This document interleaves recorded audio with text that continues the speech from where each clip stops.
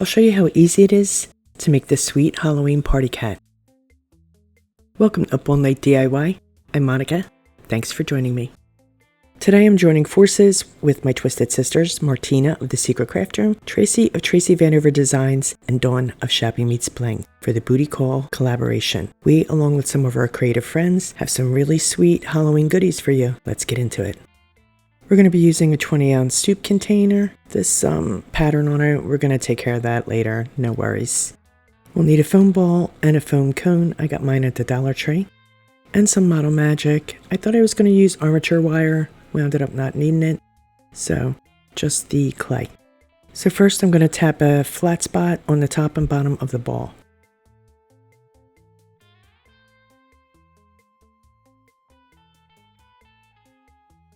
I grab a handful of the clay, and I'm going to condition it by kneading it, and then I'm going to roll it flat with my brayer.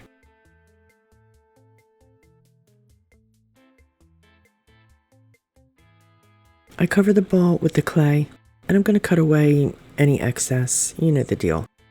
Press it on there so that it adheres to the foam. And I'm going to roll it on the table to smooth it out, just like I always do. Now, our Halloween party cat, well, it's going to be made up of all really simple shapes so that anyone can make this.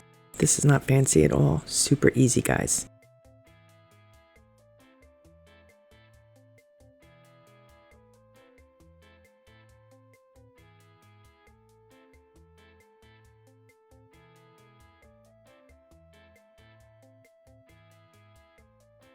Alright, that looks pretty good. We'll go with that. Right, so now I roll out more clay in the same way to cover the cone. I trim it down before I wrap the cone, making adjustments, and I'm going to fill in any gaps as needed once I get it wrapped.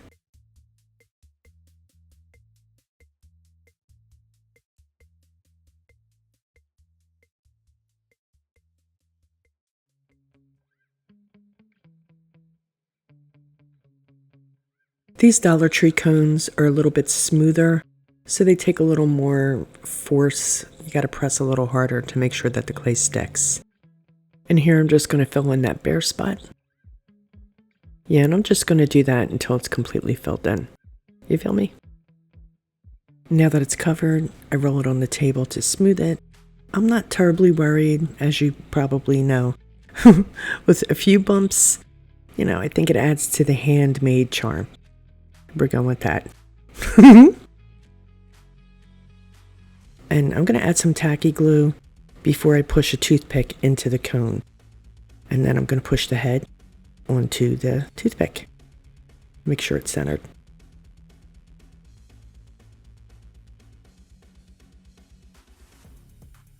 I rolled out a thin snake of clay. I'm going to wrap this around the neck. This is really just to reinforce that area. It's going to get covered up later. So this is more functional than for aesthetics.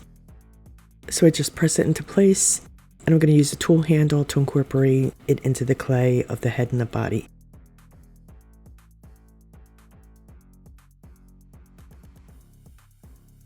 I'm going to roll some clay into a cone shape. This started out as a ball. This is going to be his party hat. And to get that cone shape, I just focus, pressure on one end of the ball. Gives me the cone shape, and I just use the table to flatten it out. And my fingers, I'll kind of widen the bottom with my fingers too.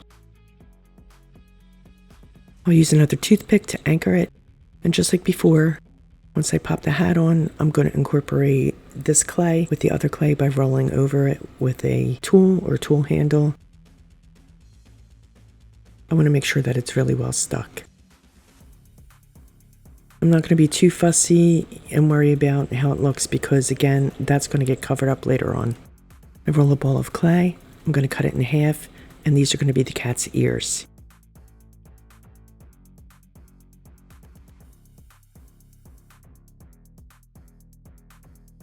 I'm going to use my fingers to pinch them into a triangular shape.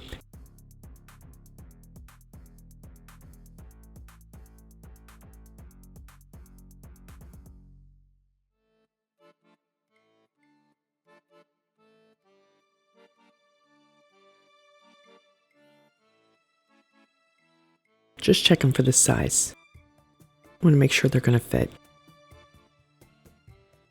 I want the ears to be concave, so I'm going to press a little divot in there with my little ball tool. You could do this with a paintbrush handle as well. I'm going to cut a wee smidge from the sides so that they fit better. We don't need all that clay.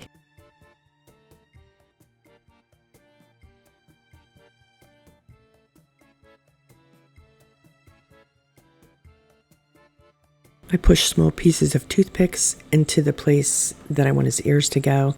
Then I'll push the ears into place and I'll incorporate them just like I did before by rolling over them with my brush handle, tool handle, whatever you got.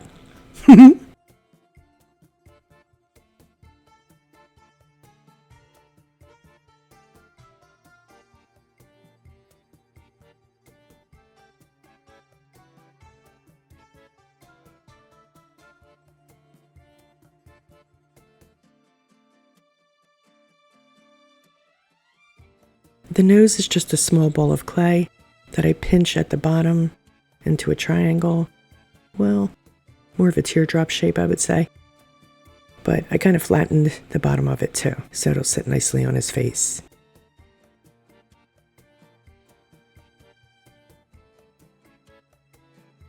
Again, another piece of toothpick, and I'm just going to push his nose right on there. I'm going to press firmly. I'm not going to roll over this. I don't think it's necessary. There we go. Just make sure it makes good contact with the clay beneath. I roll another snake, about 10 inches long. I'll cut it in half for his legs. I'm just going to push them onto the front of his body. I do incorporate them a wee bit, but not too much. It's not really necessary. Once I press them on there, they're pretty well stuck. See what I mean about all really simple shapes? Really easy, right?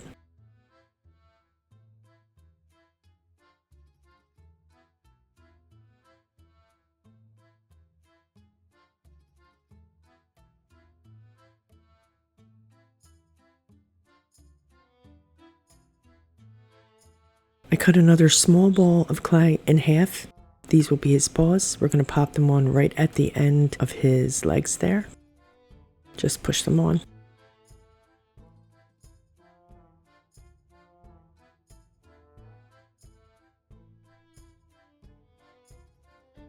Finally, the tail. It's just another long snake. I'll coil one end into a swirl. And I push the end onto the back of him. I'm going to wrap that swirl around to the side of him and push that to the side of his body. There we go. Just make sure it's stuck. All good. Oh yeah, I did add a pom-pom to the top of his hat. It's just a small clay ball. I pushed it on with a toothpick.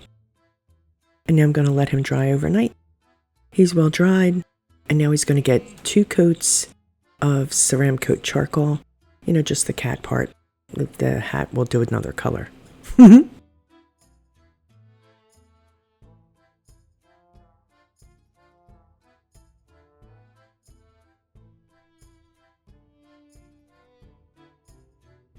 2 coats of Ceramcoat Bittersweet Orange for his hat and his nose. And I'm really only using a couple colors on this guy. That's how I like it. But you know, you guys do you. Maybe you want to add loads of colors. That's cool too.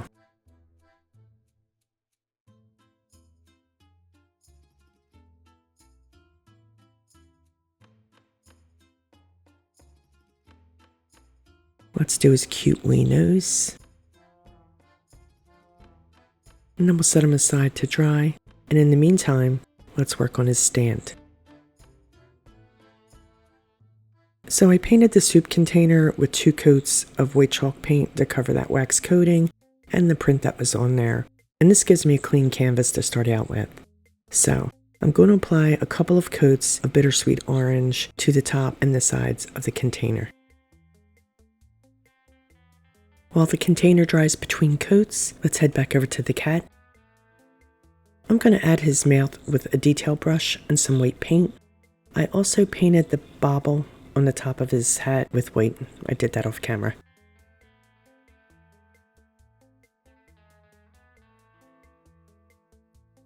I painted the inside of his ears with Bittersweet Orange, and I'll use a dauber and Bittersweet to dab on his cheeks.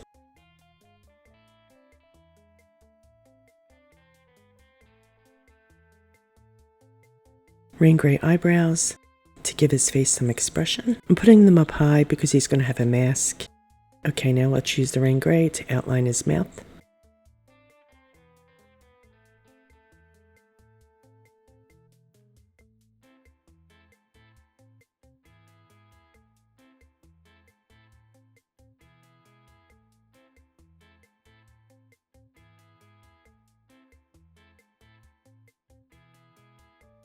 His cheeks get some white swirls, and I'm going to give his ears wee white lines too.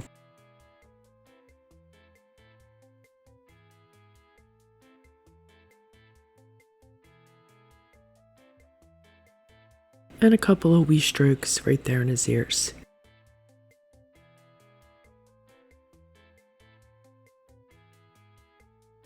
Rain gray whisker freckles, I guess that's what you call them. And then we'll highlight them with some white dots.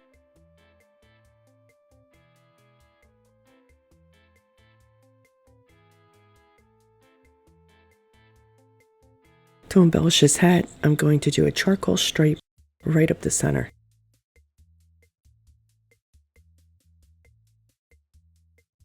Let's add some polka dots in Calypso Orange, rain gray, and white.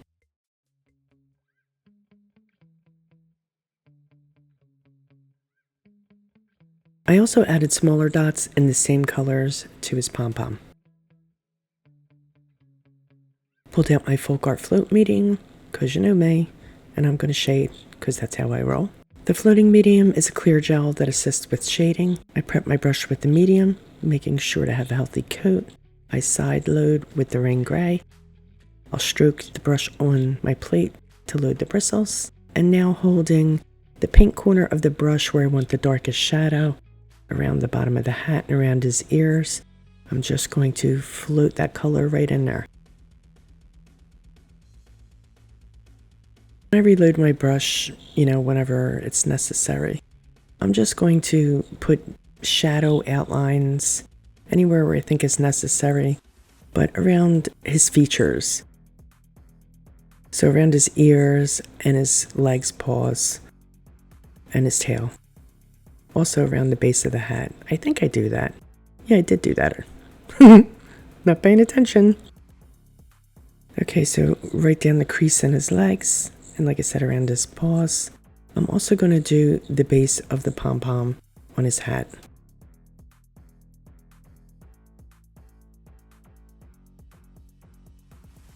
And let's add some right here down the front of the hat too.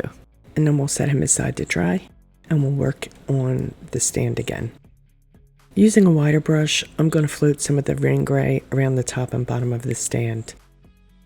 I think this is going to add some nice aging to it, and I just like the way it looks.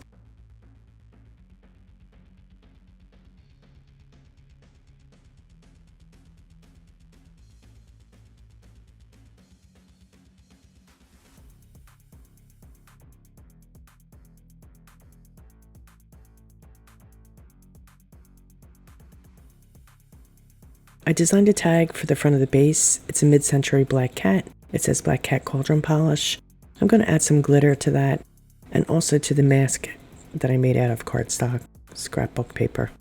I'm using Mod Podge, and I'm just dip dotting onto the cat, his ears, in the center of the stars, just anywhere I think a little glitter would go. So first some orange glitter, and then we'll come in with some black. Let's add a little black nose. Little glittery nose.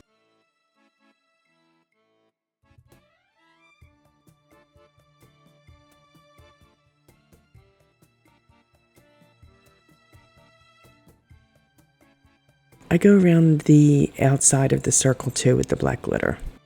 I added some green eyes to the mask. It's just paper. I drew in the centers. Now I'm outlining the eyes of the mask with the black glitter. I'll also outline the outside of this mask, as well as the outside of the orange mask that this will get stuck to. I was on the fence whether to use the black or orange glitter for this. I'm not sure. Maybe the orange glitter would have been nicer, but glitter's glitter. Especially in Halloween, I love it. Before we add any more embellishments to our cat, I'm going to pounce on some multi-purpose sealer. I'm using a cosmetic sponge to apply it.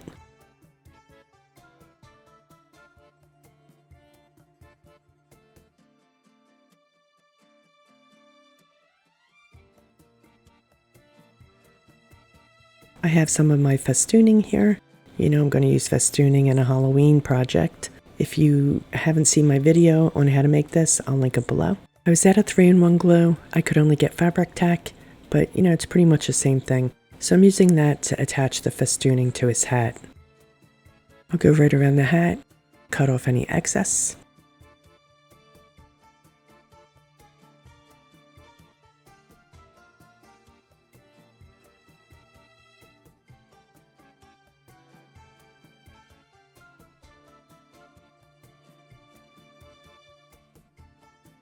And now I'll go around his neck with the festooning.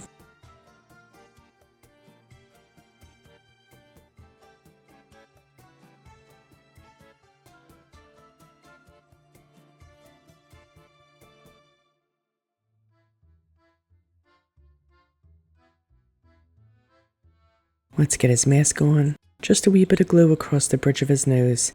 And that's that for him. Now, let's work on the stand. I glue the cat label onto the front using FabriTac. You know my Halloween projects won't be complete without quasar stars, which I've cut from vinyl using my silhouette. I'm going to apply these around the stand. And some white starbursts in the center of those quasars. There. Love that. I sprayed this with a coat of clear matte sealer. I use hot glue to attach the festooning around the bottom and the top of the stand. I was thinking about using tinsel rope here, but I just love the festooning. It's everywhere. Everything I make, I gotta use the festooning. So I'm gonna use the FabriTac again to attach the cat to the top of the stand, and then I'll add the festooning around the cat with hot glue.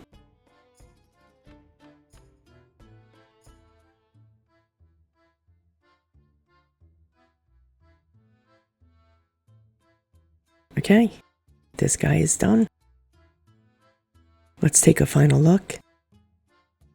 I really like the fact that this guy's budget friendly, he's cute, and he's made from very simple shapes, so truly anyone can easily make something similar. Let me know what you think.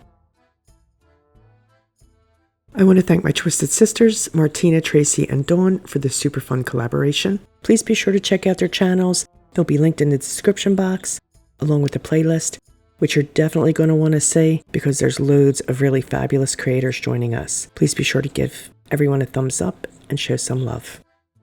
Please like, share, comment, and subscribe, and all that good stuff. There will be plenty more Halloween DIYs in the coming weeks, so be sure to check back. Stay creative, my friends. Thanks for hanging with me. See you next time. Up all night with Monica.